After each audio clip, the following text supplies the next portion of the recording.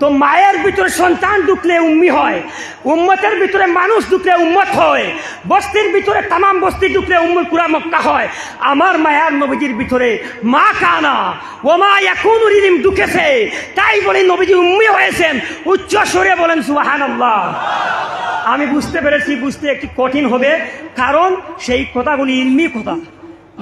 ও আমার বাবার ভাইয়েরা, বেশি বেশি করিয়া দুরূদ শরীফ পড়িবা, কেননা দুরূদ শরীফ এমন এক আমল, আসমানের নিচে জমিনের উপরে ইলা কোনো বলে ইবাদত নাই, চ্যালেঞ্জ স্বরূপ হইয়ার দুরূদ শরীফ থেকে হইতে পারো ইমান আনার পরে।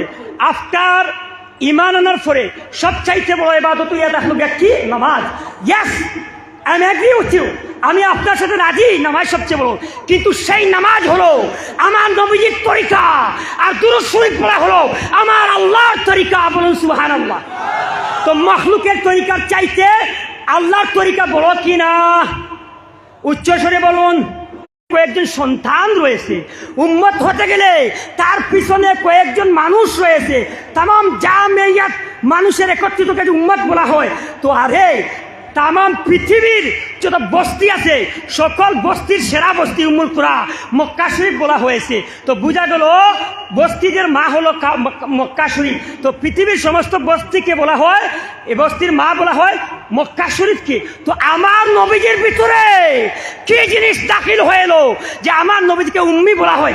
আরে জানা রাখো, উম্মি শব্দের তো আনপড় নয়।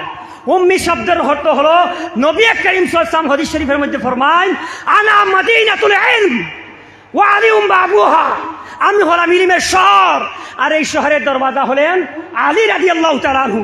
তো মায়ের ভিতরে সন্তান ঢুকলে উম্মি হয়, উম্মতের ভিতরে মানুষ ঢুকলে উম্মত হয়, বস্তির ভিতরে তামাম বস্তি ঢুকলে উম্মুল কুরা মক্কা হয়। আমার মায়ার নবীজির ভিতরে মা কানা ওমা ইয়াকুনু রিদিম ঢুকেছে, তাই বলে নবীজি উম্মি হয়েছেন। উচ্চ সুরে বলেন সুবহানাল্লাহ। আমি বুঝতে পেরেছি, বুঝতে একটু কঠিন হবে, কারণ সেই কথাগুলি ইলমি কথা। বুঝতে পেরেছেন আপনারা? আশা করি একটু বুঝতে পারছেন। আমার বাবারা ভাইয়েরা, আমি আর বেশি সময় নিয়ে না, এটা মুনাসিব নাই। আমার জন্য দোয়া করবা, আমিও আপনার জন্য দোয়া করবো।